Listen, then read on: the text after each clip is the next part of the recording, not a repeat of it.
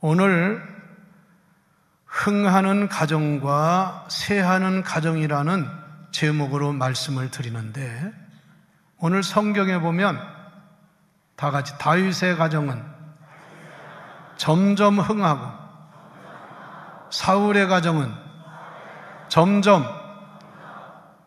쇠하더라. 오늘날 성경은 점점 강하여지고 점점 약해지더라 이랬는데, 원래는 흥하고 쇠하더라 이렇게 말씀했어요. 옛말에 가화만사성이라는 고사성어가 있습니다. 즉 가정이 화목해야 모든 일이 잘 된다 그 말이에요. 맞아요? 틀려요? 가정이 불화하면 되는 일이 없어요. 가정이 화목하면 만사가 잘 된다 그 말입니다. 이것을 더 넓게 말했을 때 수신제가 하니 치국평천하라. 자신의 몸을 잘 다스리고 가정을 잘 관리하니 온 천하를 다스릴 수 있는 그런 사람이 된다 그 말씀입니다. 아무리 똑똑하고 잘났다고 해도요, 자기 가정 하나를 제대로 다스리지 못하는 사람은, 그리고 자기의 몸을, 자기 마음을 관리하지 못하는 사람은 지도자가 될 수 없는 거예요. 그런 사람이 되면 사회나 그 책임진 것을 망치는 일을 합니다. 이 교회도요, 지도자가 됐으면 자신을 잘 관리해야 돼요. 그리고 가정을 잘 관리해야 돼요. 그런 사람이 위대하고 쓰임받는 일꾼이 되는 줄 믿습니다. 제가 지난주에도 신방을 했는데 안 믿던 가정인데 지금은 잘 믿어가지고 온 가족이 예수를 잘 믿는 가정이 됐어요. 그리고 자녀도 얼마나 부모에게 효도를 하는지 참 행복한 가정. 내 그 가정을 잘 알아요. 안 믿을 때 여러 가지 어려움이 많았는데 예수 믿고 온 가족이 잘 신앙생활 하니까 아버지도 권사가 되고 어머니도 권사가 되고 자녀들을 잘 믿으니까 그 가정이 천국 같은 가정이 되더라 그 말씀이에요. 그러나 어떤 가정은 점점 쇠하여 가는 가정이 있어요. 신앙적으로 쇠하면 다른 면도 마찬가지입니다. 여러분, 동서고금을 통해서 역사를 보니까 나라가 망하거나 사회가 망하는 데는 첫째가 가정이 문제가 생기더라. 가정이 다 붕괴되고 가정이 망하더라고요. 지금 우리나라 대한민국의 제일 큰 걱정이 뭐라고 보십니까? 뭐 이제 남북 정상회담을 했으니까 이제는 뭐 한참 걱정하던 북한의 뭐 침공이나 이런 거에 대해서는 이제 괜찮지 않느냐 이런 생각을 해서 뭐 우리나라는 하도 그걸 많이 겪어가지고 뭐 전쟁에 대해서 두려움도 없고, 그런데 이제는 뭐 무슨 전쟁 날까봐 그거 두려워하는 문제가 큰 문제가 아니에요. 또는 경제가 어떠니 하는데 경제가 큰 문제가 아닙니다. 요즘 제일 큰 문제가 젊은이들 취업 문제라고 하는데 그보다 근본적인 문제가 두 가지가 있어요. 첫째가 뭐냐? 저출산입니다. 저출산. 이 요즘 출산을 안 한다 이거예요. 옛날에 우리 부모님들 중에는 아기를 낳아도 6명, 8명, 12명까지 난 사람이 있어요. 한 가정에서 오늘날로 말하면 12가정을 책임지는 정도로 그렇게 자녀를 둔 사람들이 있어요. 그런데 점점 줄어가지고요, 작년에 우리나라 출산율이 얼마냐면 1.02명이야. 한 가정에 한 명꼴이 한 명. 결혼한 가정에 한 명 아기를 낳는 거라고. 이게 제일 앞으로 우리나라의 큰 문제입니다. 두 번째 문제가 뭡니까? 우리나라에 번지고 있는 동성애 문제예요. 동성애. 이거 동성끼리 결혼하면요, 우리는 우리 교회 그래서 하나도 없지만 이 동성끼리 결혼하면은 자식을 낳을 수 있어요? 못 낳아요? 모르겠어? 예? 동성이 뭔지 몰라요? 여자끼리 결혼하고 남자가 남자끼리 결혼하면 애기 낳을 수 있어요? 못 낳아요? 못 낳아요. 그럼 나라 망하는 거예요.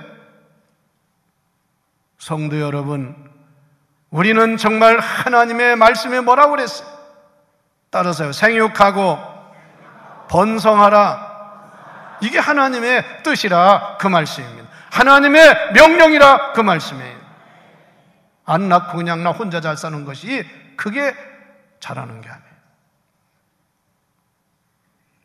오늘 5월 가정의 달을 맞이해서 여러분의 가정은 다윗의 가정처럼 점점 흥하는 가정이 되기를 축복합니다.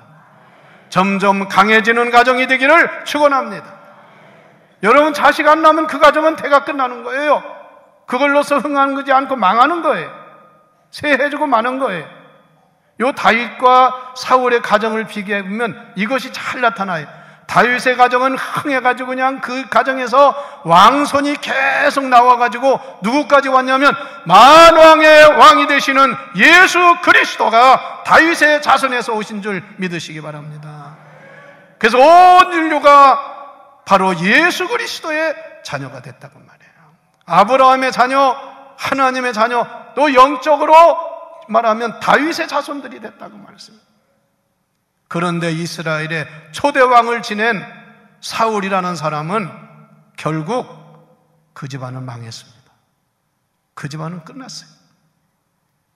이게 흥해지고 쇠해지는 가정의 모습이라고 말씀합니다. 부디 여러분의 가정은 다윗의 가문처럼 흥하는 가정이 되시기를 축원합니다. 할렐루야. 그 비결이 뭐냐? 사무엘 상하에서 읽어보면 세 가지를 우리가 알아야 돼요. 첫째는 하나님을 잘 믿고 순종하는 가정이 흥하는 가정이 되는 줄 믿으세요. 왜? 모든 자손의 복은 하나님으로부터 오는 줄을 믿어야 합니다. 옛날에는요 가문을 자랑했어요. 우리는 무슨 씨 가문이라고 어디 씨라고 뭐. 여러분 지금은 그게 아니에요. 만군의 여호와 생사화복을 주장하시는 하나님의 복을 받은 가정이 잘 되는 줄 믿으시기 바랍니다.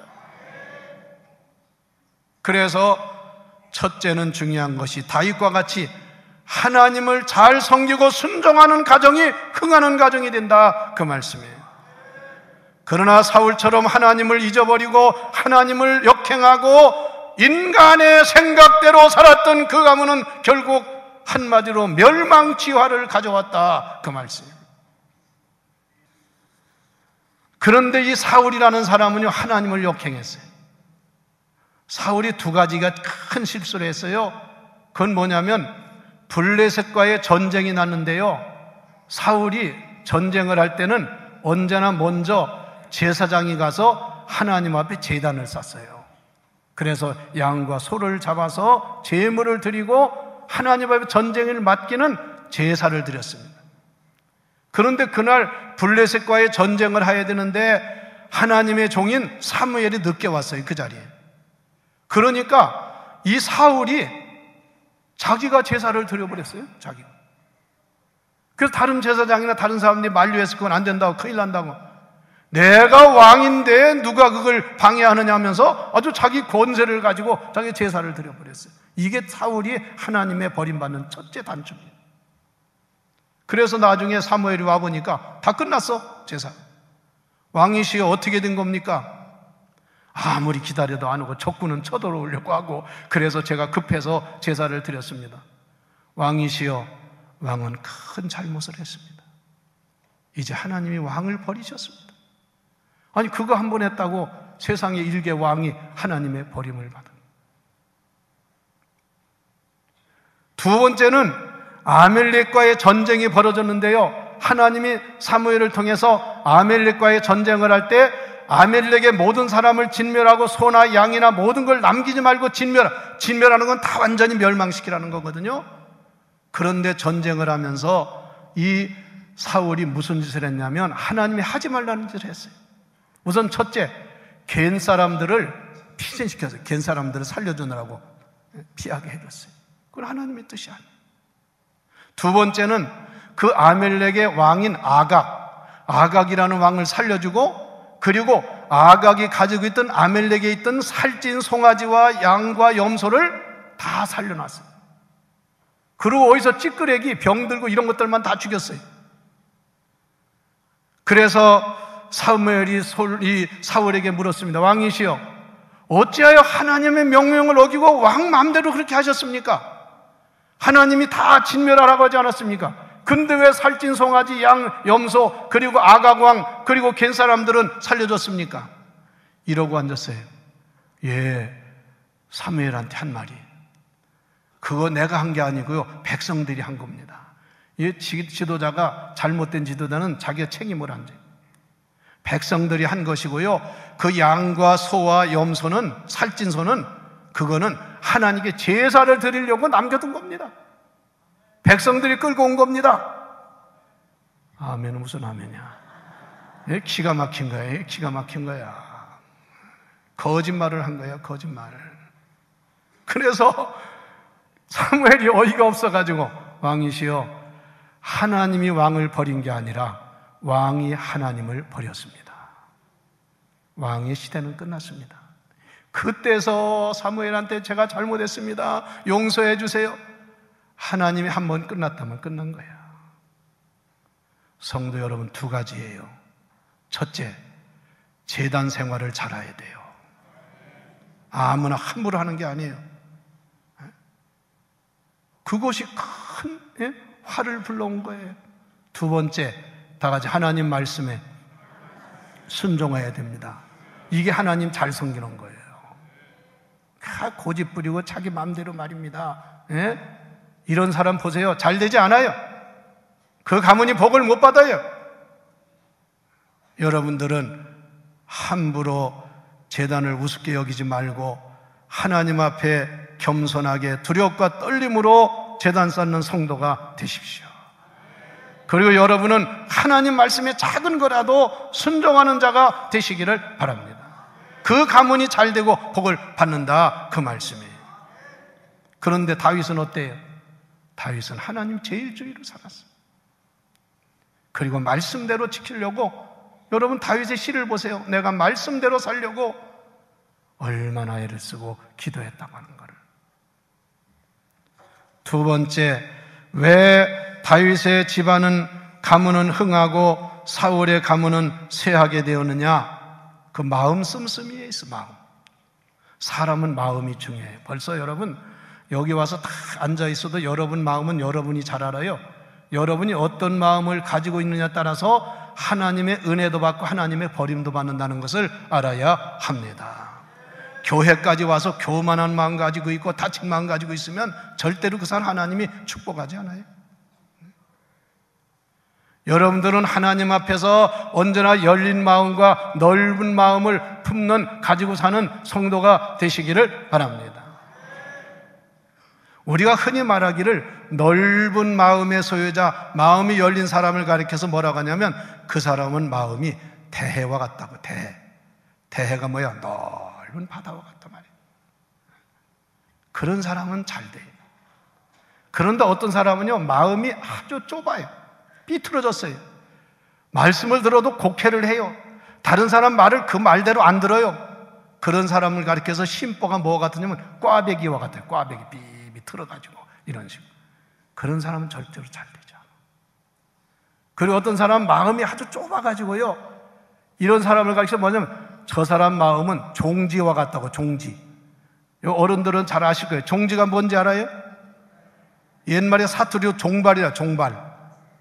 그래서 상에다 여러 그릇을 놓는데 국그릇, 뭐 밥그릇 크잖아요, 찌개그릇. 그런데 거기에 제일 작은 그릇이 뭐냐면 종지야. 요만해가지고 거기다가 간장을 담든지 기름을 담든지 고추장을 담잖아요. 거기는 맨 짠 거, 매운 거만 담어. 그걸 종지. 그래, 그런 사람을 가리켜서 저 마음이 종지와 같다. 그런 사람은 그릇이 그렇기 때문에 큰 복을 못 받아요. 그 가문의 그릇이 그렇기 때문에 하나님의 축복을 받지 못해요. 여러분의 마음은 큰 다라같이 넓으시기를 바랍니다. 바다같이 넓으시기를 바랍니다. 그럼 비가 와도 많이 받게 되고 그 넓은 마음에 하나님의 축복이 임하는 거예요. 그 시시하게 살지 마세요. 사람이 돼가지고 채채하고 그냥 벌써 보면 알아. 얼굴이 쪽제비 같이 생겼어. 아주 한 번 웃는 꼴을 못 봐. 그냥 그거 오죽하겠어 사는 게. 여러분 그렇게 살지 마세요. 왜 스스로 자식 감옥을 만들어놔요? 남도 볼 때 얼마나 불안해요? 환한 모습으로, 과연 천사 같은 모습으로 하나님을 섬기시기 바랍니다. 여기 새 가지고 오신 분도 얼굴이 환하게 처음 나오시는데 아멘하고 잘하시네. 이게 얼마나 축복받은 모습이냐 그 말씀이에요. 그런데 이 사울은 마음이 좁아요. 그래요. 다윗이 잘 되니까 그 꼴을 못 봐요. 내가 시간이 없어 자세한 얘기 못 하는데, 이 부흥회라면 제가 아주 말씀을 많이 전하겠지만 제한된 시간이라, 다윗이 인기가 있고 잘 되니까요, 사울이 그냥 시기가 내가지고 다윗을 죽이려고 별짓을 하였어요. 여러분은 남이 잘 되면 박수 쳐주시기 바랍니다. 남이 잘 되면 축하해 주시기를 바랍니다. 여러분 사람답게 사시기를 바랍니다. 어째하고 아주 노랭이처럼 그렇게 살지 말고, 뭐 좀 하자고 하면 그냥 죽는 소리나 하고, 그러니 무슨 복을 받아요? 마음이 좁아요. 근데 다윗은 마음이 넓어요. 사울이 그렇게 하는데도 그냥 하나님의 종이라고 인정을 하고 사울을 무시하지 않았어요. 어느 날 사울이 다윗을 죽이려고 별짓다 합니다. 연회장에서 화살을 쏴가지고 다윗을 쐈는데요, 다행히 피해가지고 화살이 저 벽에 가서 꽂혔어요. 그래도 다윗이 뭐라고 하죠? 나중에 안 되니까 군사를 동원해가지고 다윗을 잡으러 다니네. 아니 왕이 그래 할 일이 없어서 적과 싸우는 것도 아니고 자기 신복을 잡으려고 군사를 동원하느냐고. 다윗이 도망가다 어느 큰 굴 속에 가서 숨어 있어요. 피할 데가 없어가지고. 그래서 숨어 있는데 이 사울이 용변이 말인가, 용변. 그래서 어디 갈 데 없으니까 그 신하들이 굴을 알려줘가지고 굴 속으로 용변을 보러 갔어요. 그런데 왕의 도포가 있으니까 그걸 벗어서 옆에다 놓고 용변을 보는데 그 안에 누가 숨어 있어요? 다윗이 숨어 있어. 그래서 다윗이 거기서 사울을 죽이려고 맘먹었으면 그거 용변 보는 거 그냥 죽일 수 얼마든지 있잖아. 그런데 그렇게 하지 않고 그 다윗의 옷자락을 이렇게 한 자락 잘랐어요. 왕복의 옷자락. 그 사울이 다 끝나고서 나가서 저 진영에 갔는데 거기서 다윗이 왕이시여 이게 뭡니까? 사울 왕이 입었던 옷의 한쪽을 자른 거야. 보니까 자기 옷자락이야. 왕이시여 왜 저를 그렇게 죽이려고 그러십니까? 저는 왕을 해할 수 있는 기회가 있었지만 기름 부어 세운 하나님의 왕이기 때문에 저는 그렇게 하지 않았습니다. 그랬더니 그때서 사울이 내가 잘못했다고, 내가 이렇게 신복을 나쁜 짓을 했다고. 그러나 그때뿐이야. 또 지나면 또 그 짓을 해. 그러니까 결국은 사울은 망하고 다윗은 흥하게 되고 잘 되더라, 그 말씀이에요. 여러분 좀 손해가 되더라도요 넓은 마음을 가지시기를 바랍니다. 남을 존경하고 축하하고 격려하고 사랑하는 마음을 가지시기를 바랍니다. 그런 마음에 그런 가문에 복을 주신다, 그 말씀이에요. 마지막 한 말씀 더 드리면, 왕은 왕인데 사울은 초대왕, 다윗은 2대 왕인데 겸손한 왕과 교만한 왕이야. 사울은 왕이 되기 전에는 겸손한 사람이었습니다. 이스라엘 백성들이 사사시대를 지나서 우리나라도 왕이 있어야 된다고, 왕이 없어서 나라가 자꾸 이방인한테 침략을 당한다고 왕을 달라고, 그래서 하나님이 너희는 왕이 필요 없다, 그래도 헌하고 왕을 달라고 하나님이 왕 제도를 허락했어요. 그게 첫 번에 된 사람이 사울이야. 여러분 뭐든지 초대 왕은 귀하잖아요. 그런데 이 사울이 초대 왕이 되었는데 그 왕을 뽑았는데요, 각 지파에서 1000명씩 나오게 해서 12,000명 중에서 뽑힌 사람이 사울이에요. 사울은 어느 정도냐면 외모가 아주 훤칠해가지고 남보다 어깨 위가 더 있었다고 했어요. 그렇게 아주 뛰어나게 잘생긴 사람.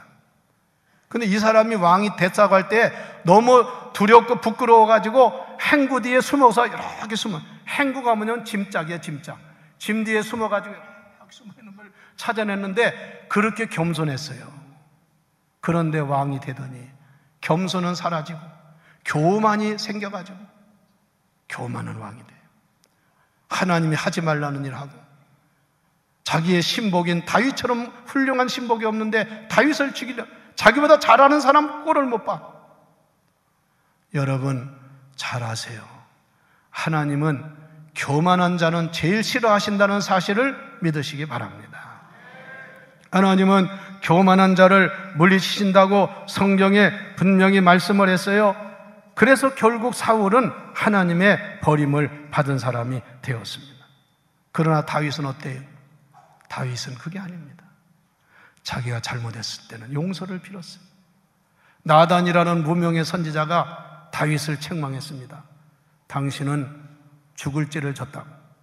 그러면서 그를 탄핵했을 때 다윗은 즉시 그 앞에 엎드렸고 무릎을 꿇었고 회개하고 벽에와 요가 적실 정도로 통회하는 기도를 한 것이 시편 51편의 말씀입니다.